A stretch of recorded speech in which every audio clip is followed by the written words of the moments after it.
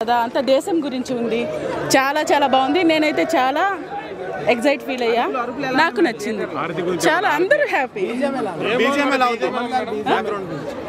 అయ్యో దాని గురించి చెప్పే అక్కడ బాక్సులు బద్దలవ్వలేదు. అంటే జనాలు మాత్రం బాగా ఎంజాయ్ చేశారు. మ్యూజిక్ బాగుంది, బీజిఎం సూపర్ ఉంది. సార్ బాగుందండి. ప్రతి ఒక్క సీన్ చెప్పుకునే పనిలా అవసరం అంతే. ఇది బాలయ్య గారి ఫ్యాన్స్ ఎలా అయితే బాలయ్య గారిని చూడాలనుకుంటున్నారో అలా తప్పకుండా చూస్తారు, ఎంజాయ్ చేస్తారు. బోయపాటి గారు సూపర్ అంతే. ప్రతి ఒక్కరూ ఫ్యామిలీతో సహా థియేటర్కి వచ్చి చూడాల్సిన సినిమా. ఓటీటీలో వస్తుందని ఎదురు చూడొద్దు. అందరూ ఫ్యామిలీలతో కలిసి థియేటర్కి వచ్చి తప్పకుండా ఈ సినిమాని ఎంజాయ్ చేయండి. అందరూ ఎంజాయ్ చేస్తారు. పిల్లలతో పాటు రావచ్చు. ఓకే అండి, సినిమా చూసాము. సినిమా సెంటిమెంట్, ఎమోషన్, ఫ్యామిలీ, గామాకంగా how to save the country. దేశంగా కిష్క పరిస్థితి చైనా బాగా ఉంచి ఒక పక్క పాకిస్తాన్ బాగా ఉంచి గర్మ వచ్చి అంటే every one should contribute for the country. ఎవరో వచ్చి ఏదో చేస్తారని చెప్పి కాదు, మనమే దేశాన్ని ఏదో చేయాలని చెప్పేసి cinema సాహంసం. Everyone should take an inspiration. Cinema like a truly responsibility, citizen responsibilities. If a man like no one does nothing for us, we have to do the fun thing. That is the thing. Combination అయితే excellent combination. అసలు interval block అయితే mind పోయిద్ది. మనిషిని ఉల్టా చేసి దిష్టి తీయడం scene ఎట్లా అనిపించింది? అసలు ఆ సినిమాయే హైలైట్ భయ్యా. ఇది బాలకృష్ణ గారు, బోయపాటి గారు తప్పించి ఎవరు చేయలేరు. తమన్ గారి మ్యూజియం అయితే బేభత్సం. సీట్లు ఎదురుతున్నాయి. స్టోరీ కూడా చాలా బాగుంది భయ్యా. హైందవ సనాతన ధర్మం, ఇదే పాయింట్ రాసుకోండి.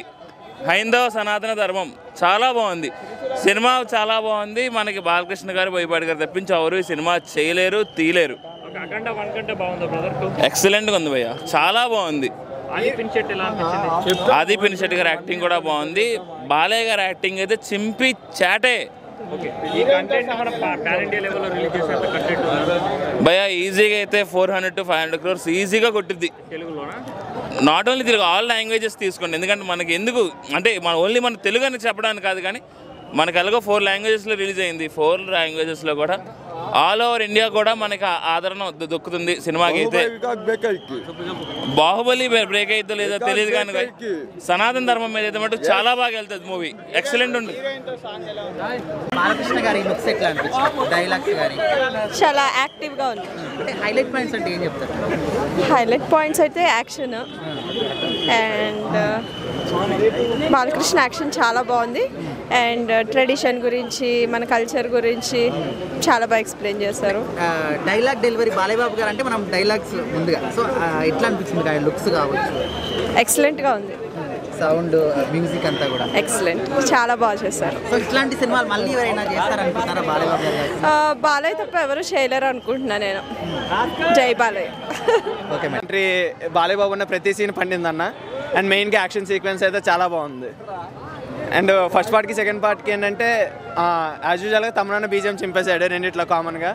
అండ్ ఇందులో మోస్ట్ ఎక్కువ సనాతన ధర్మం వీటి కోసం ఎక్కువ చూపించారు. మెయిన్లీ సినిమా అయితే చాలా బాగుంది. డైలాగ్స్ ఎట్లున్నాయన్న? డైలాగ్స్ చాలా బాగున్నాయి అన్న. బట్ కొంచెం డ్రాబ్యాక్ ఏంటంటే డైలాగ్స్ చెప్తున్న టైంలో బీజిఎం కూడా ఇంటరప్ట్ అయిపోయింది. సో అది కొంచెం డిస్టర్బెన్స్ అనిపించింది. బట్ డైలాగ్స్ ఇవన్నీ చాలా బాగా రాశారు అన్న. చాలా బాగుందన్న. అంటే యాజ్ యూజువల్గా అక్కడ శివుని కూడా చూపించారు. యాక్చువల్ శివుని చూపించవసరం లేదు, బాలయ్య బాబుని చూస్తే యాస్టీస్గా అలానే అనిపించాడు. చాలా బాగుంది.